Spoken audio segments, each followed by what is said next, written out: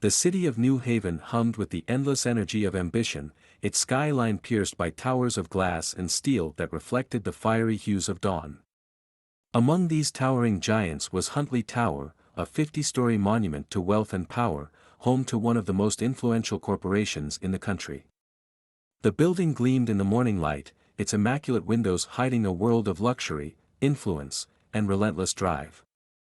Yet, as the city awakened, Maria Alvarez was already moving through its shadows.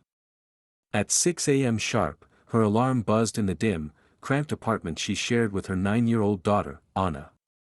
The space, while modest and worn, radiated warmth. Photographs of their past life in Honduras hung on the peeling walls, capturing moments of joy amidst the struggles they had left behind. The scent of coffee and fried plantains filled the air as Maria prepared Ana's breakfast. Every move she made was careful, deliberate. Time was always against her. "Do not forget your lunch, mi amor," Maria reminded Ana as she tied the girl's shoes. Ana smiled up at her mother, her backpack slung over her small shoulders. She was the light in Maria's life, the reason she had endured every hardship to come to this country.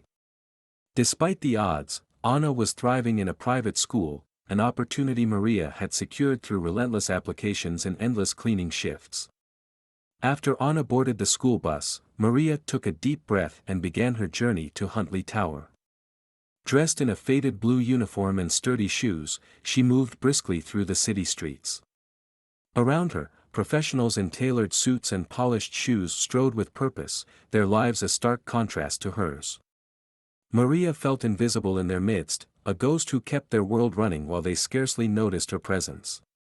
Inside Huntley Tower, the air was cool and sterile, filled with the faint hum of computers and muted conversations. Maria clocked in and retrieved her supplies, her workday beginning long before most of the building's occupants even arrived. The sprawling marble lobby gleamed under her careful cleaning, her reflection distorted in its polished surface. As she moved from floor to floor, Maria crossed paths with employees who barely glanced her way.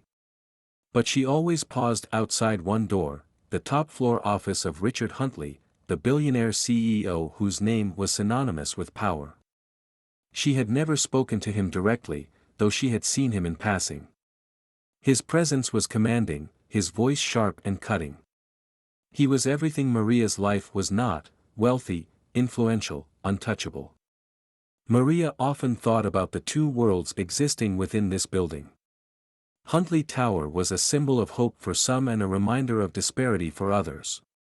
For Maria, it was both. She dreamed of a future where Ana would walk these halls not as a cleaner's daughter but as someone who belonged. That morning, Maria polished the CEO's door handle one last time before moving on. She whispered a quiet prayer, as she did every day, hoping her sacrifices would one day mean something. Little did she know, her life was about to intertwine with Richard Huntley's in a way that would change them both forever. That afternoon, Richard leaned back in his plush leather chair, his gaze fixed on the view from his office. From the top floor of Huntley Tower, the city stretched endlessly, a maze of opportunity in chaos. To him, it was a reminder of his victories, the empires he had built and crushed. His desk was cluttered with reports, contracts, and the remnants of a lunch he had barely touched. A single phone call could decide the fate of hundreds, and he wielded that power without hesitation.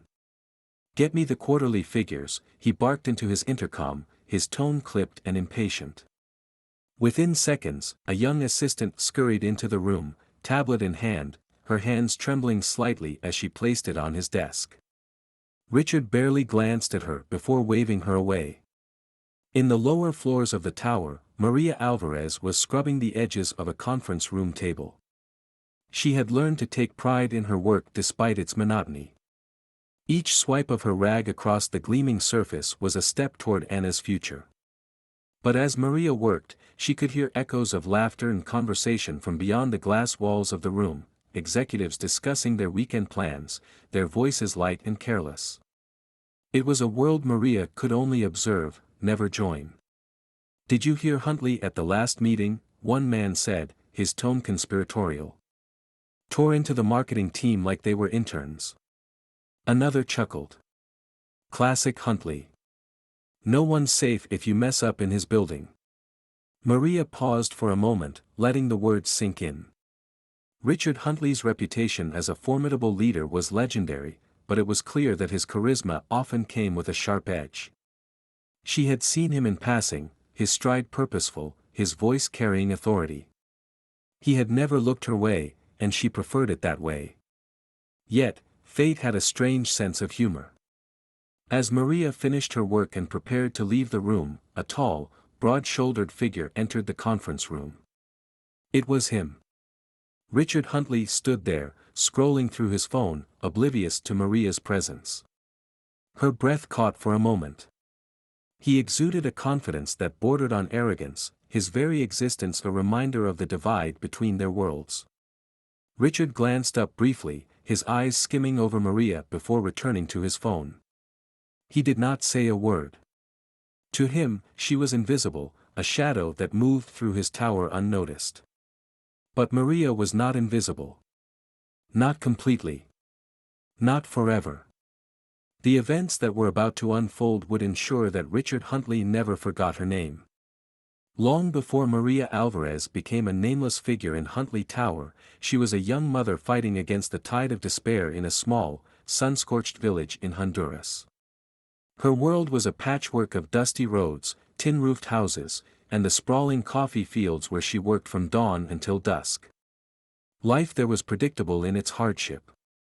The morning started with the rooster's crow, and the days ended with aching muscles and the constant worry of how to stretch a few lempiras into a week's worth of meals. For Maria, the worst part was not the physical labor, it was the future she saw slipping through her fingers. Anna, only 5 years old at the time, was growing up fast, her wide eyes already filled with questions Maria could not answer. How do you explain to a child that their dreams must fit inside the confines of poverty? Maria would smile and tell Anna stories about a place where the road sparkled, where books were free, and where little girls could grow up to be anything they wanted. But Maria knew dreams could not fill empty bellies. She had heard whispers around the village of others who had made it to the United States, a land of opportunity where hard work could change lives. It sounded impossible, dangerous, even. The journey was riddled with risks, from treacherous terrain to corrupt officials. Yet, as the months passed and Anna's shoes wore thin, Maria realized staying was no longer an option. The decision came one evening when Maria returned home to find Anna sitting on the floor, her tiny hands trying to stitch a hole in her dress with thread they had salvaged. The sight broke Maria's heart. That night, under the dim glow of their single lantern, she made the choice that would alter their lives forever. "I am going to take us somewhere better," Maria whispered to Anna, her voice trembling but resolute. "You will see, mi amor. One day, you will thank me." Their journey began in secrecy. Maria sold what little they had, her wedding ring, a few pieces of furniture, and the family's old radio, to pay a coyote who promised safe passage. They left under the cover of darkness, carrying nothing but a backpack filled with essentials, a change of clothes, a handful of tortillas, and a photograph of Anna's father, who had died years before. The road north was merciless. They traveled by bus, hitchhiked on the backs of trucks, and walked for miles under the relentless sun. At the border, they were crammed into overcrowded safe houses, where the air was thick with fear and desperation. Maria clutched Anna tightly each night, murmuring lullabies to drown out the sounds of strangers crying. Their lowest point came at the border detention center. Maria remembered the sterile, fluorescent-lit facility as a place that stole their dignity. Guards barked orders, children wept, and mothers pleaded for mercy. Maria kept her head down, her arms wrapped protectively around Anna. For weeks, they were confined to cots, waiting for news that never seemed to come. But Maria's determination never faltered. When they were finally released into the care of a local church, she felt the first flicker of hope. The church helped them find their way to New Haven, a city that seemed vast and overwhelming. It was not the land of sparkling roads she had imagined, but it was a new start. Maria found work as a cleaner within days of their arrival. The hours were long, and the pay was meager, but it was enough to put food on the table and send Anna to school. Every night, Maria fell asleep to the sound of Anna reading aloud from her textbooks, her voice a reminder of why they had endured so much. In the shadow of Huntley Tower, Maria's dreams began to change. They were no longer about escaping poverty but about ensuring Anna never knew its grip. Yet, the sacrifices Maria had made were invisible to the world around her. She was just another immigrant, another janitor, another ghost in the city of dreams. But Maria knew her story was far from over. Deep inside, she believed that the world had yet to see the strength born from her struggles. As Maria walked Anna to school on her first day, she knelt down and straightened her daughter's collar. "This is your chance, mi amor," she said, her voice firm but full of love. "You will make something beautiful here. I know it." Anna nodded, her wide eyes filled with both fear and determination. Maria watched her disappear through the school gates, her heart swelling with both pride and sorrow. They had made it, but the hardest part was still ahead. The city was full of opportunities, but it was also full of barriers. Maria knew she would have to fight for every inch of progress, but she was ready. She had crossed rivers and borders. Now, she would cross the divide between survival and success. For Anna's future, there was no other option. 3 years had passed since Maria and Anna arrived in New Haven, and life had settled into a relentless rhythm of work, worry, and fleeting moments of joy. The city, though far from the sparkling dream Maria once imagined, had become their home. Its towering buildings and crowded streets felt less intimidating now, though the weight of survival was ever present. Maria's days began before sunrise. By 5 a.m., she was already dressed in her faded blue uniform, her hands wrapped in gloves to protect her from the harsh cleaning chemicals she used daily. Her shifts varied, often stretching into the late hours of the night. The pay was meager, but it was enough to keep Anna in her private school, a prize Maria refused to sacrifice, no matter the cost. Her routine was unchanging. She would walk through the city's waking streets, a backpack filled with supplies slung over her shoulder. Huntley Tower loomed in the distance, a glimmering beacon of the life she wanted for Anna. Each morning as she approached its revolving doors, she would pause for a brief moment, gazing at her reflection in the pristine glass. "One day, Anna will walk through these doors as someone important," she would silently promise herself before stepping inside. Inside Huntley Tower, Maria worked methodically. She scrubbed marble floors until they gleamed and polished wood tables until they reflected the overhead lights. The executive offices were her least favorite spaces to clean, not because of the work itself but because of what they represented. The desks were cluttered with signs of power, leather-bound planners, gold pens, and towering stacks of papers. She often wondered what it would feel like to sit behind one of those desks, to have a voice that people listened to. Her breaks were few and far between, and even then, Maria used them to study English. She carried a small notebook filled with phrases and vocabulary words she had copied from her evening classes. While others scrolled through their phones or chatted in the break room, Maria would sit quietly in the corner, mouthing the unfamiliar sounds. She knew her accent was heavy, her words often halting, but she refused to let that stop her. Despite the hardships, Maria found her greatest joy in Anna. Every afternoon, she would race home after her shift to greet her daughter, who would be waiting with stories about her day at school. Anna was thriving. She excelled in math, won awards for her art projects, and even joined the school choir. Maria often marveled at her daughter's resilience and determination. Anna's success made every blister, every aching muscle, and every tear worth it. But there were moments of doubt. Late at night, when the city was silent and Anna was fast asleep, Maria would sit at their tiny kitchen table, her hands wrapped around a mug of tea, and let the exhaustion wash over her. She worried about the future, about Anna's growing needs, about the precarious balance of their finances, about whether she was doing enough. The weight of her sacrifices sometimes felt unbearable, but she carried it with quiet strength.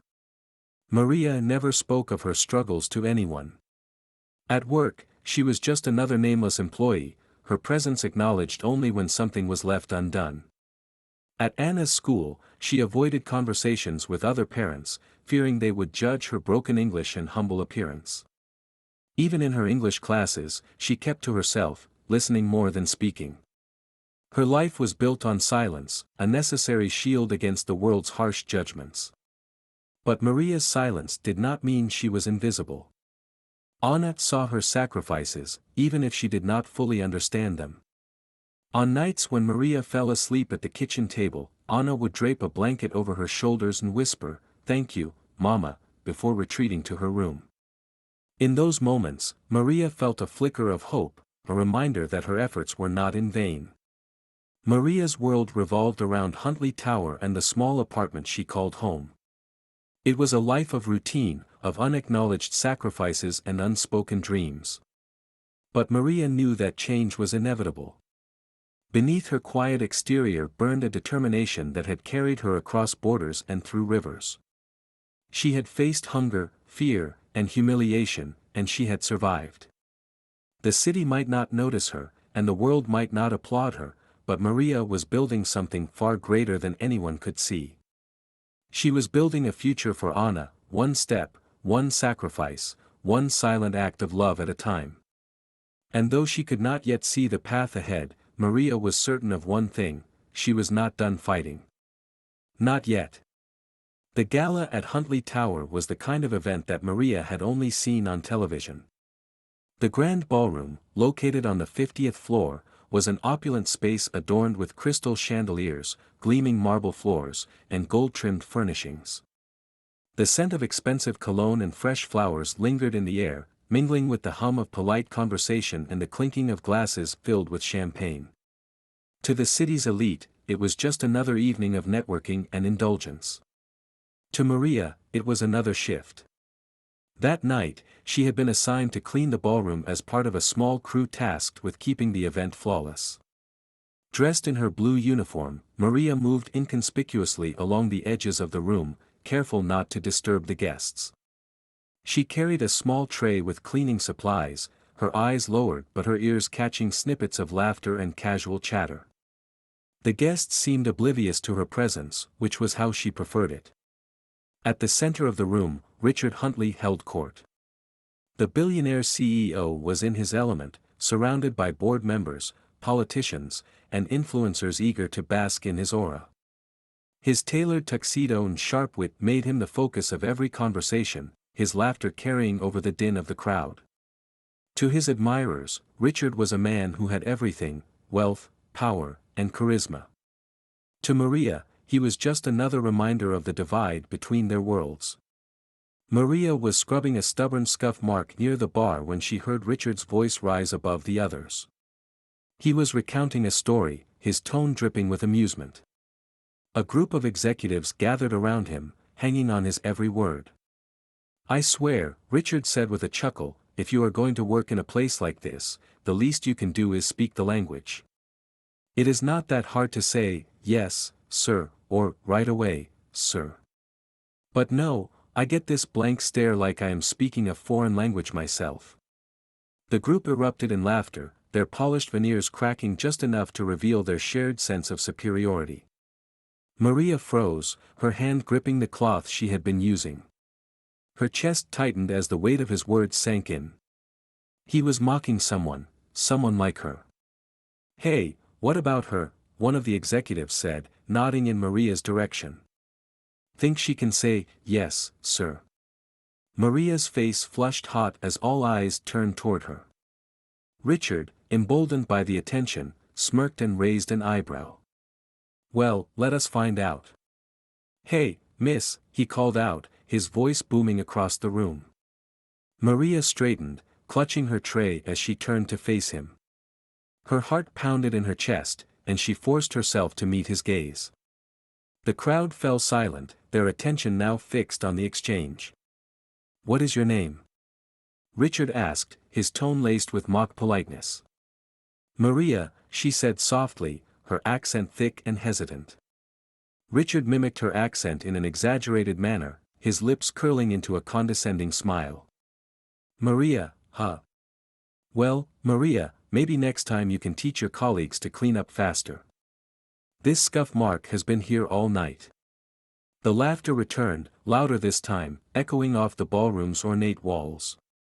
Maria felt the sting of humiliation wash over her, tears threatening to well up in her eyes. But she swallowed them back, her pride refusing to let her break in front of these people. Without a word, Maria bent down and resumed scrubbing the floor, her hands trembling but her movements steady. The crowd quickly lost interest, their laughter fading as they returned to their champagne and conversations. But Richard's words lingered, hanging in the air like an unwelcome shadow. As the night wore on, Maria finished her tasks in silence. When her shift ended, she hurried to the restroom, locking herself in a stall where she could finally let the tears fall. She thought of Anna, of the sacrifices she had made to ensure her daughter never had to endure this kind of treatment. The humiliation burned deep, but it also lit a fire within her, a quiet, simmering determination. Maria left the building that night with her head held high. Richard Huntley might have laughed at her, but he had not broken her. He could not. For Anna's sake, Maria would endure. But she also knew she could not stay silent forever. This was not the end of her story. It was only the beginning. The days following the gala passed in a haze for Maria. She continued her shifts at Huntley Tower, moving through the marble halls and polished offices with the same diligence as always, but something inside her had shifted. Richard Huntley's words lingered in her mind, replaying like an unwelcome melody she could not escape. Each time she remembered his mocking tone and the laughter of the crowd, her chest tightened with a mix of shame and anger. Maria did not speak of the incident to anyone. When Anna asked how her day had gone, Maria forced a smile and replied with the same answer she gave every evening, busy, but fine. Yet, in the quiet hours of the night, when the city outside their apartment seemed to hold its breath, Maria allowed herself to feel the full weight of what had happened. One evening, as Anna worked on her homework at the kitchen table, Maria stepped onto their tiny balcony. The air was cool, and the faint sound of traffic hummed in the distance. She closed her eyes and let the breeze brush against her face, carrying with it a memory from long ago. She was back in Honduras, standing on the edge of the coffee fields where she had spent so many hours of her life. The wind there was different, stronger, wilder, filled with the earthy scent of soil and leaves. As a child, Maria had imagined the wind as a messenger, whispering secrets from faraway lands. Later, as a young mother, she had listened to that same wind as she dreamed of escaping the confines of her small village. The memory brought a bittersweet smile to her face.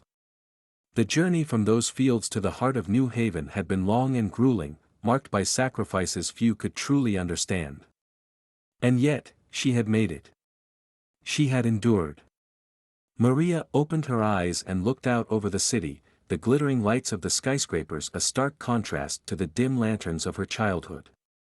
This was the life she had chosen, for Anna, for herself, and she would not let the likes of Richard Huntley take it away from her. Later that night, Maria retrieved a small, worn box from the top shelf of her closet. Inside were a few keepsakes from her life in Honduras, a photo of her parents, a bracelet Anna had made from colored string, and a folded piece of paper covered in her own handwriting. It was a list of goals she had written on the night she decided to leave her home country. Maria unfolded the paper carefully, her eyes scanning the faded words. Most of the goals were practical: find work, learn English, save for Anna's school. But the last line on the list made her pause. Be proud of who I am. Her throat tightened as she stared at the words. Pride had been a luxury she had not allowed herself in years. Survival had taken precedence, pushing her dreams and her sense of self-worth to the background. But now, the memory of Richard's ridicule made her realize how much she had been suppressing. She had let herself become invisible, a shadow that moved through the city unnoticed. It was time to change that.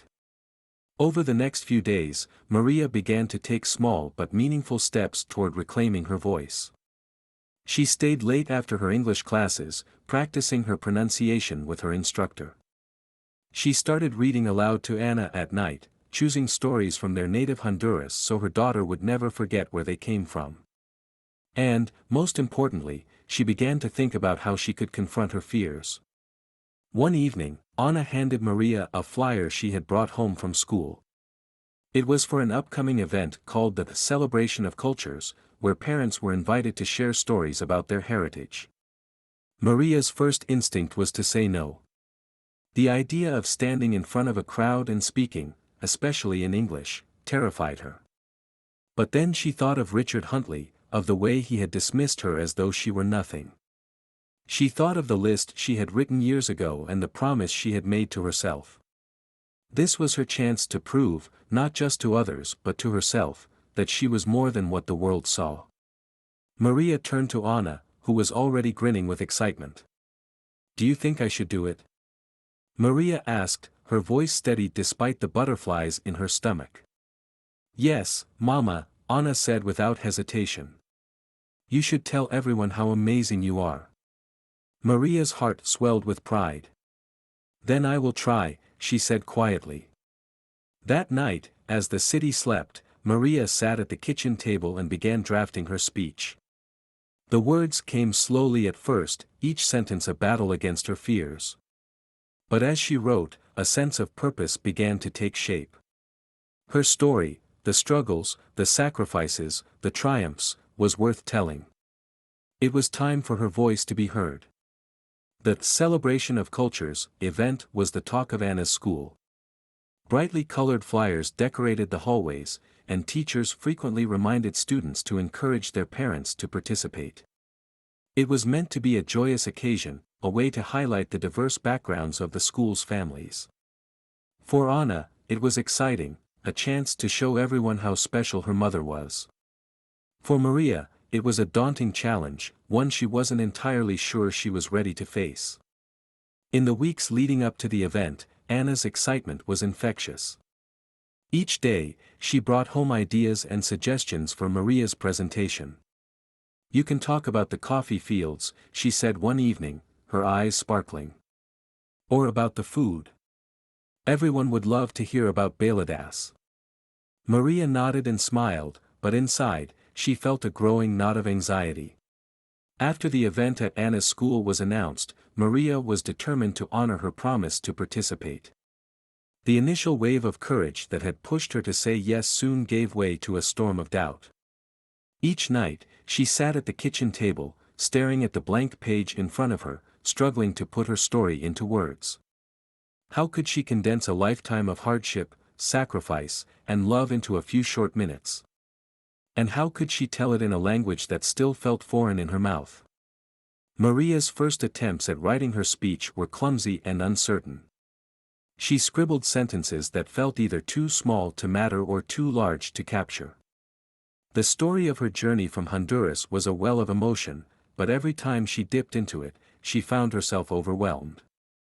Memories of the coffee fields, the treacherous river crossing, and the detention center flooded her mind, and she struggled to find words that would do them justice. Anna, ever the optimist, would sit beside her, offering encouragement. "Start with something small," she said one night, tapping her pencil against the edge of the table. "Like, what was your favorite thing about home?" Maria paused, considering the question. "The wind," she said finally. "It always felt like it was telling you something, like it knew secrets no one else did." "Then write about the wind," Anna said, her voice bright with certainty. Maria smiled and began to write, slowly at first, then with growing confidence. The wind became her starting point, a thread that led her through the labyrinth of her memories. She wrote about the fields where she had worked, the songs she had sung to Anna as they walked through the forest, and the promise she had made to herself to never stop fighting for a better life. But writing was only the first step.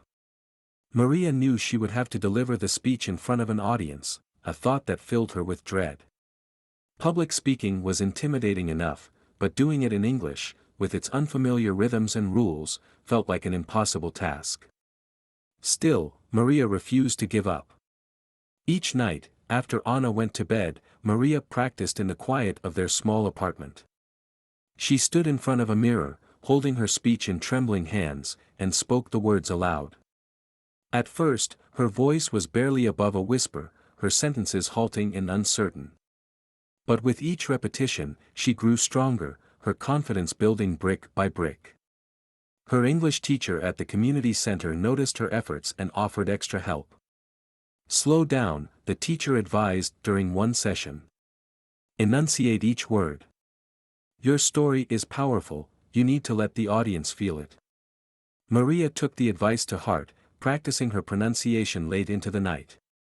She recorded herself on Anna's old tablet, listening to the playback to catch her mistakes. She repeated difficult words over and over, determined to make her speech clear and meaningful.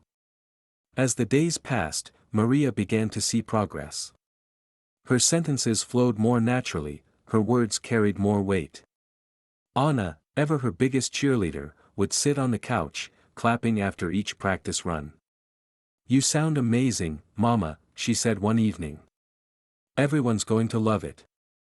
Still, the fear lingered.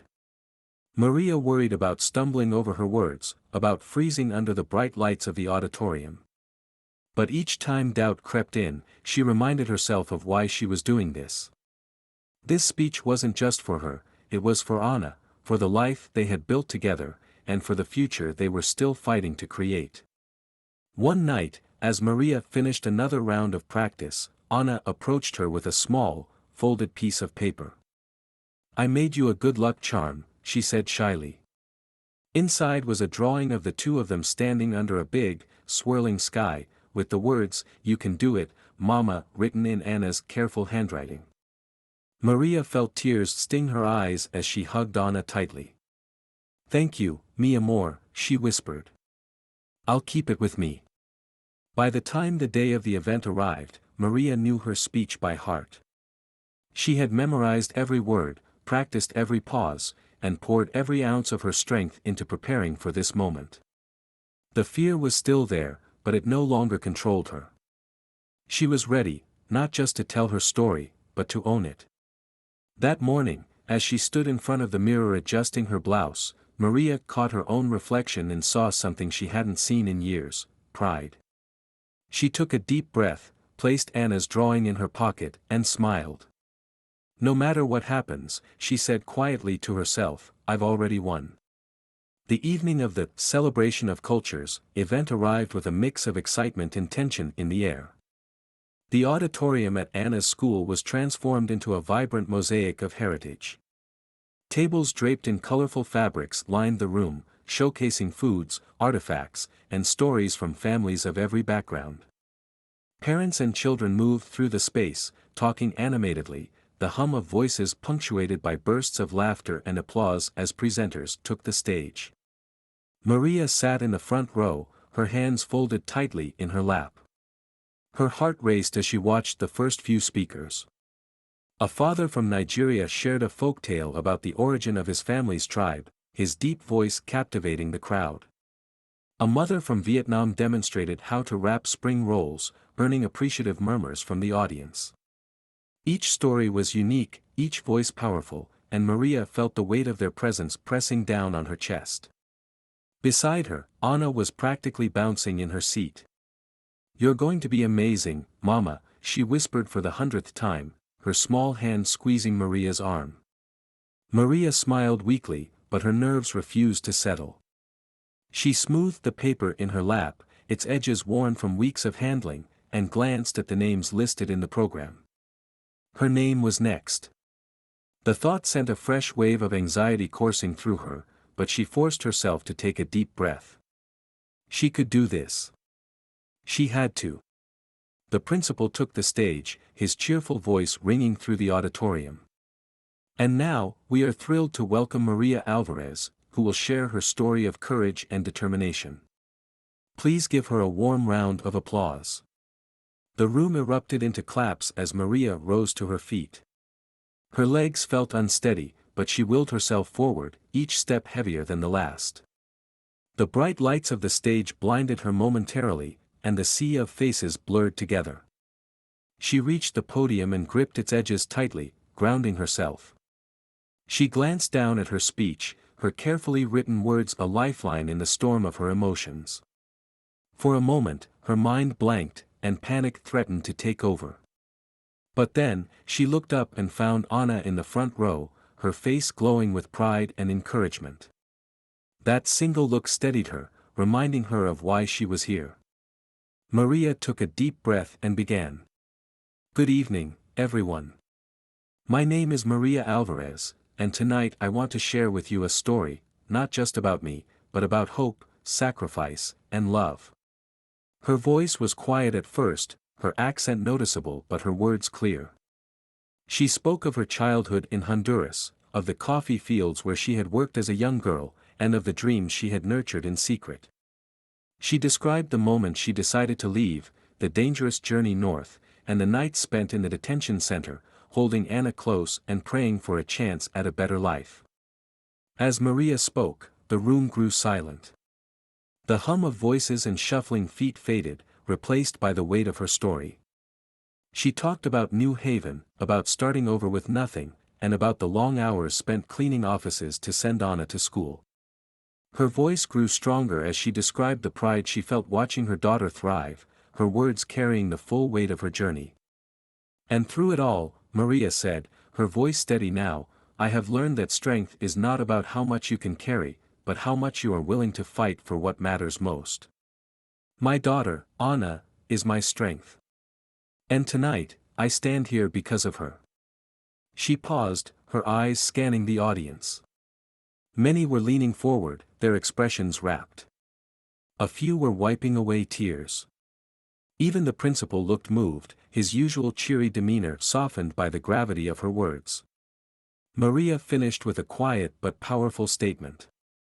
I am not ashamed of where I come from. My accent, my struggles, and my story are all part of who I am. And I am proud of that. The room was silent for a heartbeat before erupting into applause. The sound washed over Maria, loud and overwhelming, and she felt tears prick her eyes. She stepped back from the podium, her hands trembling, and glanced down at Anna, whose face was alight with joy.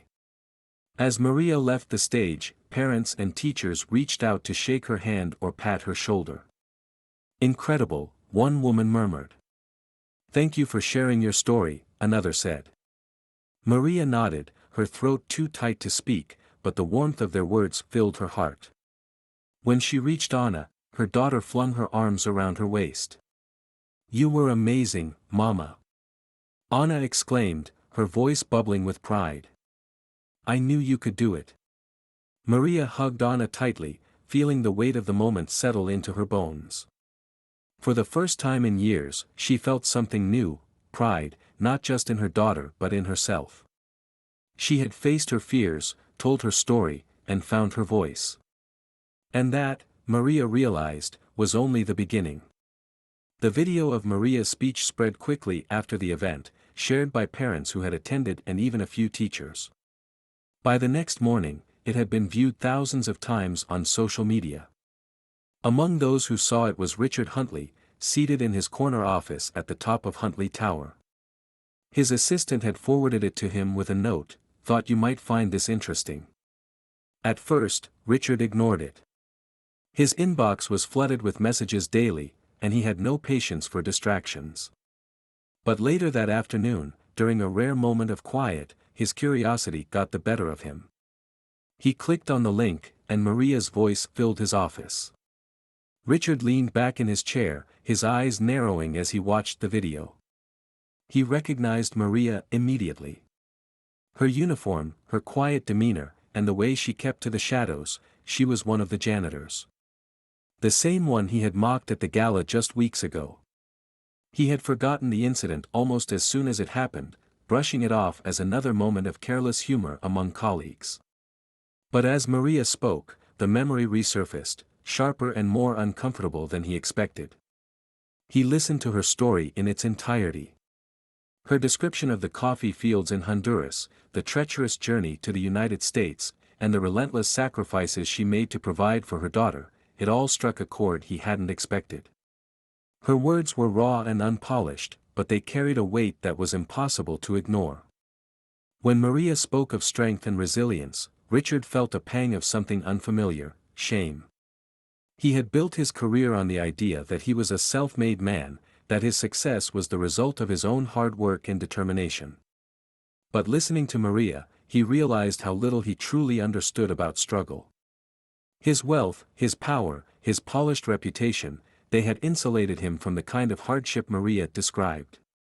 He had mocked her for her accent, her quiet presence, her perceived smallness, but in reality, she possessed a strength he couldn't fathom. The applause that erupted at the end of Maria's speech echoed through his office, and for a moment, Richard sat in stunned silence. The applause faded, and the video ended, leaving him alone with his thoughts. He turned his chair to face the window, the sprawling city below suddenly feeling far less impressive. Richard prided himself on being a man who could command a room, who could bend people to his will with a few well-chosen words. But Maria's speech wasn't about command, it was about honesty. Her story wasn't crafted to impress or manipulate, it was simply the truth. And that truth had cut through the layers of Richard's carefully constructed world, leaving him exposed to something he hadn't felt in years: vulnerability. He replayed the video, this time focusing on Maria's expression. She looked nervous, yes, but also determined. She had stood on that stage and shared her story, knowing it might not be well received, knowing that people might judge her. And yet, she had done it anyway. For the first time in years, Richard found himself questioning his own actions. He thought about the countless people who worked in his tower, cleaning offices, restocking supplies, and performing the tasks that kept his empire running. How many of them had stories like Maria's? How many had he dismissed without a second thought? As the day wore on, Richard tried to focus on his work, but Maria's voice lingered in his mind. Her words had planted a seed of discomfort, one that refused to be ignored. He thought about the gala, about the laughter that had followed his mocking remarks. It hadn't mattered then, it had been a moment of levity, a throwaway comment. But now, the memory felt like a weight on his chest. That evening, as Richard left his office and stepped into the quiet of his penthouse apartment, he poured himself a glass of scotch and sat by the window, staring out at the city lights. He couldn't shake the feeling that something had to change. His success had come at a cost, not to him, but to the people who had built the foundation he stood on. The next morning, Richard arrived at Huntley Tower earlier than usual. He asked his assistant to arrange a meeting with the head of the janitorial staff. "I want to review our policies," he said curtly, avoiding her curious gaze. He didn't know what he would say to Maria when he saw her again, but he knew one thing for certain: she deserved an apology. And perhaps, for the first time in his life, Richard Huntley was ready to listen. Maria was finishing her shift and she noticed Richard Huntley walking toward her. She froze, her cleaning supplies clutched tightly in her hands. He was alone, his usual entourage nowhere in sight. The glimmering hallways of Huntley Tower felt eerily quiet as his polished shoes echoed against the marble floor. For a moment, Maria considered slipping away, but something in his expression stopped her. "Maria," he said, his voice softer than she had ever heard it. There was no arrogance, no biting edge. It was almost humble. "Yes, Mr. Huntley." Maria replied, her voice steady but cautious. He took a deep breath, his eyes meeting hers directly. "I watched your speech. All of it." Maria's heart raced. She wasn't sure what he wanted to say, but she prepared herself for anything. His next words, however, caught her completely off guard. "I owe you an apology," he said, his tone earnest. "The way I treated you at the gala, it was wrong. I was cruel, and I didn't think about the impact of my words. Watching your speech made me realize how much I've overlooked, how much I've taken for granted. You've been through more than I can imagine, and instead of respecting that, I disrespected you. For that, I am deeply sorry." Maria blinked, stunned by the sincerity in his voice. She had never expected this, not from a man like Richard Huntley. For a moment, she didn't know what to say. Then, slowly, she nodded. "Thank you," she said quietly. I appreciate your words. Richard shifted, as if unsure of what to do next. I also wanted to ask, if there's anything I can do. Not just for you, but for others like you. I've spent years building this company, but I realize now that I've been blind to the people who keep it running. I want to change that. Maria studied him carefully, searching for any sign of insincerity. But all she saw was a man grappling with his own flaws, genuinely trying to make amends. Finally, she spoke. If you want to help, start by listening. To the people who work for you, to the ones who go unnoticed. They all have stories, just like I do. Richard nodded, his expression thoughtful. I will. And if you ever have more to say, my door is open. With that, he offered a small, tentative smile and walked away, leaving Maria standing alone in the hallway. She felt a strange mix of emotions, relief, disbelief, and a flicker of hope. Maybe people could change. Maybe even someone like Richard Huntley. Later that evening, Maria sat with Anna at their tiny kitchen table, recounting what had happened. Anna beamed with pride. See, Mama. You're amazing. You even changed Mr. Huntley. Maria smiled, brushing a strand of hair from Anna's face. It wasn't just me, mi amor. It was our story. And stories have power. As the night deepened, Maria felt a new sense of possibility stirring within her. She had found her voice, and it had made an impact. Perhaps this was only the beginning. But as Maria prepared for bed, she couldn't shake a feeling of unease. Change was never easy, and people like Richard Huntley didn't build empires without making enemies. She wondered what challenges lay ahead, for her, for Anna, and even for Richard, as he tried to reshape the legacy of Huntley Tower. Maria's story teaches us that strength isn't about where you come from but about how you rise above challenges. Her journey reminds us of the power of resilience, the importance of finding your voice, and the impact one person can have when they stand up for what's right. If Maria's story inspired you, imagine the countless untold stories out there, waiting to be heard. Subscribe to Epic Emotion Stories and join us as we uncover more tales of courage, transformation, and hope. What's your story? Share it with us in the comments, and don't forget to like this video. Stay tuned for our next story. Sometimes, the most unexpected connections can lead to the most unforgettable journeys. What happens when a billionaire's secret threatens to unravel everything? You won't want to miss it. Maria's journey continues, but so does life in Huntley Tower. Every story has layers, and not every battle is visible. What lies ahead? Only time will tell.